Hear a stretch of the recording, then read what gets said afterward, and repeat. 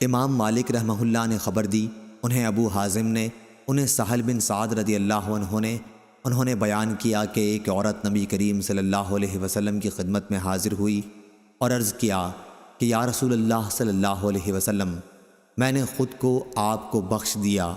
اس پر ایک صحابی نے کہا کہ آپ میرا ان سے نکاح کر دیجئے۔ آپ نے فرمایا کہ میں نے تمہارا نکاح ان سے اس مہر کے ساتھ کیا جو تمہیں قرآن یاد ہے۔ صحیح بخاری حدیث نمبر 2310۔ عوف نے بیان کیا، ان سے محمد بن سیرین نے اور ان سے ابو ہریرہ رضی اللہ عنہ نے بیان کیا کہ رسول اللہ صلی اللہ علیہ وسلم نے مجھے رمضان کی زکوٰۃ کی حفاظت پر مقرر فرمایا۔ رات میں ایک شخص اچانک میرے پاس آیا اور غلے میں سے لب بھر بھر کر اٹھانے لگا۔ میں نے اسے پکڑ لیا اور کہا کہ قسم اللہ کی، میں تجھے رسول اللہ صلی اللہ علیہ وسلم کی خدمت میں لے چلوں گا۔ اس پر اس نے کہا کہ اللہ کی قسم، میں بہت محتاج ہوں، میرے بال بچے ہیں اور میں سخت ضرورت مند ہوں۔ حضرت ابو ہریرہ رضی اللہ عنہ نے کہا، اس کے اظہار معذرت پر میں نے اسے چھوڑ دیا۔ صبح ہوئی تو رسول کریم صلی اللہ علیہ وسلم نے مجھ سے پوچھا، اے ابو ہریرہ، گزشتہ رات تمہارے قیدی نے کہا کیا تھا؟ میں نے کہا، یا رسول اللہ، اس نے سخت ضرورت اور بال بچوں کا رونا رویا، اس لیے مجھے اس پر رحم آ گیا اور میں نے اسے چھوڑ دیا۔ آپ صلی اللہ علیہ وسلم نے فرمایا کہ وہ تم سے جھوٹ بول کر گیا ہے، ابھی وہ پھر آئے گا۔ رسول کریم صلی اللہ علیہ وسلم کے اس فرمانے کی وجہ سے مجھ کو یقین تھا کہ وہ پھر ضرور آئے گا، اس لیے میں اس کی طاق میں لگا رہا، اور جب وہ دوسری رات آ کے پھر غلہ اٹھانے لگا تو میں نے اسے پھر پکڑا اور کہا کہ تجھے رسول کریم صلی اللہ علیہ وسلم کی خدمت میں حاضر کروں گا، لیکن اب بھی اس کی التجا وہی تھی کہ مجھے چھوڑ دے، میں محتاج ہوں، بال بچوں کا بوجھ میرے سر پر ہے، اب میں کبھی نہیں آؤں گا۔ مجھے رحم آ گیا اور میں نے اسے پھر چھوڑ دیا۔ صبح ہوئی تو رسول کریم صلی اللہ علیہ وسلم نے فرمایا، اے ابو ہریرہ، تمہارے قیدی نے کیا کہا؟ میں نے کہا، یا رسول اللہ صلی اللہ علیہ وسلم، اس نے پھر اسی سخت ضرورت اور بال بچوں کا رونا رویا جس پر مجھے رحم آ گیا، اس لیے میں نے اسے چھوڑ دیا۔ آپ صلی اللہ علیہ وسلم نے اس مرتبہ بھی یہی فرمایا کہ وہ تم سے جھوٹ بول کر گیا ہے اور وہ پھر آئے گا۔ تیسری مرتبہ پھر میں اس کے انتظار میں تھا کہ اس نے پھر تیسری رات آ کر غلہ اٹھانا شروع کیا تو میں نے اسے پکڑ لیا اور کہا کہ تجھے رسول اللہ صلی اللہ علیہ وسلم کی خدمت میں پہنچانا اب ضروری ہو گیا ہے، یہ تیسرا موقع ہے۔ ہر مرتبہ تم یقین دلاتے رہے کہ پھر نہیں آؤ گے، لیکن تم باز نہیں آئے۔ اس نے کہا کہ اس مرتبہ مجھے چھوڑ دے تو میں تمہیں ایسے چند کلمات سکھا دوں گا جس سے اللہ تعالیٰ تمہیں فائدہ پہنچائے گا۔ میں نے پوچھا، وہ کلمات کیا ہیں؟ اس نے کہا، جب تم اپنے بستر پر لیٹنے لگو تو آیت الکرسی، اللہ لا الہ الا هو الحی القیوم پوری پڑھ لیا کرو۔ ایک نگران فرشتہ اللہ تعالیٰ کی طرف سے برابر تمہاری حفاظت کرتا رہے گا اور صبح تک شیطان تمہارے پاس بھی نہیں آ سکے گا۔ اس مرتبہ بھی پھر میں نے اسے چھوڑ دیا۔ صبح ہوئی تو رسول کریم صلی اللہ علیہ وسلم نے دریافت فرمایا، گزشتہ رات تمہارے قیدی نے تم سے کیا معاملہ کیا؟ میں نے عرض کیا، یا رسول اللہ صلی اللہ علیہ وسلم، اس نے مجھے چند کلمات سکھائے اور یقین دلایا کہ اللہ تعالیٰ مجھے اس سے فائدہ پہنچائے گا، اس لیے میں نے اسے چھوڑ دیا۔ آپ نے دریافت کیا کہ وہ کلمات کیا ہیں؟ میں نے عرض کیا کہ اس نے بتایا تھا کہ جب بستر پر لیٹو تو آیت الکرسی پڑھ لو، شروع اللہ لا الہ الا هو الحی القیوم سے آخر تک۔ اس نے مجھ سے یہ بھی کہا کہ اللہ تعالیٰ کی طرف سے تم پر اس کے پڑھنے سے ایک نگراں فرشتہ مقرر رہے گا اور صبح تک شیطان تمہارے قریب بھی نہیں آ سکے گا۔ صحابہ رضی اللہ عنہم خیر کو سب سے آگے بڑھ کر لینے والے تھے۔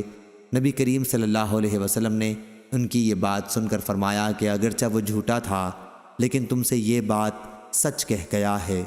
اے ابو ہریرہ، تم کو یہ بھی معلوم ہے کہ 3 راتوں سے تمہارا معاملہ کس سے تھا؟ انہوں نے کہا کہ نہیں۔ حضرت صلی اللہ علیہ وسلم نے فرمایا کہ وہ شیطان تھا۔ صحیح بخاری حدیث نمبر 2311۔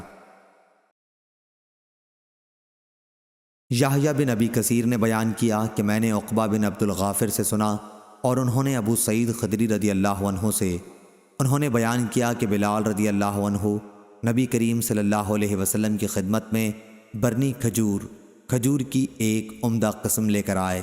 نبی کریم صلی اللہ علیہ وسلم نے فرمایا، یہ کہاں سے لائے ہو؟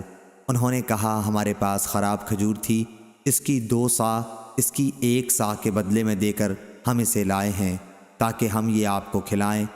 آپ نے فرمایا توبہ توبہ، یہ تو سود ہے، بالکل سود، ایسا نہ کیا کر۔ البتہ اچھی کھجور خریدنے کا ارادہ ہو تو خراب کھجور بیچ کر اس کی قیمت سے عمدہ خریدا کر۔ صحیح بخاری حدیث نمبر 2312۔ سفیان بن عیینہ نے بیان کیا، ان سے عمرو بن دینار نے، انہوں نے کہا کہ حضرت عمر رضی اللہ عنہ نے صدقے کے باب میں جو کتاب لکھوائی تھی اس میں یوں ہے کہ صدقے کا متولی اس میں سے کھا سکتا ہے اور دوست کو کھلا سکتا ہے، لیکن روپیہ نہ جمع کرے۔ اور عبداللہ بن عمر رضی اللہ عنہ اپنے والد حضرت عمر رضی اللہ عنہ کے صدقے کے متولی تھے، وہ مکے والوں کو اس میں سے تحفہ بھیجتے تھے جہاں آپ قیام فرمایا کرتے تھے۔ صحیح بخاری حدیث نمبر 2313۔ عقبہ بن حارث رضی اللہ عنہ نے بیان کیا کہ نعیمان یا ابن نعیمان کو حضرت صلی اللہ علیہ وسلم کی خدمت میں حاضر کیا گیا۔ انہوں نے شراب پی لی تھی۔ جو لوگ اس وقت گھر میں موجود تھے، رسول اللہ صلی اللہ علیہ وسلم نے انہی سے انہیں مارنے کے لیے حکم فرمایا۔ انہوں نے بیان کیا میں بھی مارنے والوں میں تھا، ہم نے جوتوں اور چھڑیوں سے انہیں مارا تھا۔ صحیح بخاری حدیث نمبر 2316۔ عمرہ بنت عبد الرحمن نے خبر دی کہ عائشہ رضی اللہ عنہا نے بیان کیا میں نے اپنے ہاتھوں سے نبی کریم صلی اللہ علیہ وسلم کے قربانی کے جانوروں کے قلادے بٹے تھے، پھر نبی کریم صلی اللہ علیہ وسلم نے ان جانوروں کو یہ قلادے اپنے ہاتھ سے پہنائے تھے۔ آپ صلی اللہ علیہ وسلم نے وہ جانور میرے والد کے ساتھ مکے میں قربانی کے لیے بھیجے، ان کی قربانی کی گئی۔ اس بھیجنے کی وجہ سے آپ صلی اللہ علیہ وسلم پر کوئی ایسی چیز حرام نہیں ہوئی جسے اللہ تعالیٰ نے آپ صلی اللہ علیہ وسلم کے لیے حلال کیا تھا۔ صحیح بخاری حدیث نمبر 2317۔ یحییٰ بن یحییٰ نے بیان کیا، کہا کہ میں نے امام مالک کے سامنے قرأت کی بواسطہ اسحاق بن عبداللہ کے کہ انہوں نے انس بن مالک رضی اللہ عنہ سے سنا، وہ بیان کرتے تھے کہ ابو طلحہ رضی اللہ عنہ مدینے میں انصار کے سب سے مالدار لوگوں میں سے تھے۔ بیرحا ایک باغ ان کا سب سے زیادہ محبوب مال تھا جو مسجد نبوی کے بالکل سامنے تھا۔ رسول کریم صلی اللہ علیہ وسلم بھی وہاں تشریف لے جاتے اور اس کا نہایت میٹھا عمدہ پانی پیتے تھے۔ پھر جب قرآن کی آیت لن تنالوا البر حتی تنفقوا مما تحبون اتری، تم نیکی ہرگز نہیں حاصل کر سکتے جب تک نہ خرچ کرو اللہ کی راہ میں وہ چیز جو تمہیں زیادہ پسند ہو۔ تو ابو طلحہ رضی اللہ عنہ رسول اللہ صلی اللہ علیہ وسلم کی خدمت میں آئے اور عرض کیا، یا رسول اللہ، اللہ تعالیٰ نے اپنی کتاب میں فرمایا ہے لن تنالوا البر حتی تنفقوا مما تحبون، اور مجھے اپنے مال میں سب سے زیادہ پسند میرا یہی باغ بیرحا ہے، یہ اللہ کی راہ میں صدقہ ہے، اس کی نیکی اور ذخیرہ ثواب کی امید میں صرف اللہ تعالیٰ سے رکھتا ہوں۔ بس آپ صلی اللہ علیہ وسلم جہاں مناسب سمجھیں اسے خرچ فرما دیں۔ آپ صلی اللہ علیہ وسلم نے فرمایا، واہ واہ، یہ تو بڑا ہی نفع والا مال ہے، بہت ہی مفید ہے، اس کے بارے میں تم نے جو کچھ کہا وہ میں نے سن لیا، اب میں تو یہی مناسب سمجھتا ہوں کہ اسے تو اپنے رشتہ داروں ہی میں تقسیم کر دے۔ ابو طلحہ رضی اللہ عنہ نے کہا کہ یا رسول اللہ، میں ایسا ہی کروں گا۔ چنانچہ یہ کنواں انہوں نے اپنے رشتہ داروں اور چچا کی اولاد میں تقسیم کر دیا۔ اس روایت کی مطابقت اسماعیل نے مالک سے کی ہے اور روح نے مالک سے لفظ رائح کے بجائے رابح نقل کیا ہے۔ صحیح بخاری حدیث نمبر 2318۔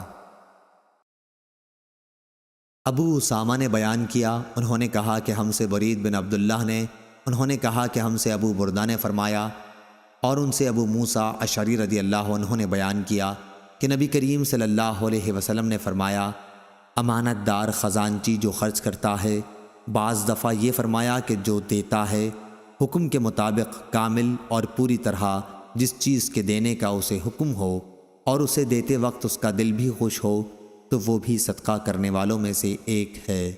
صحیح بخاری حدیث نمبر 2319۔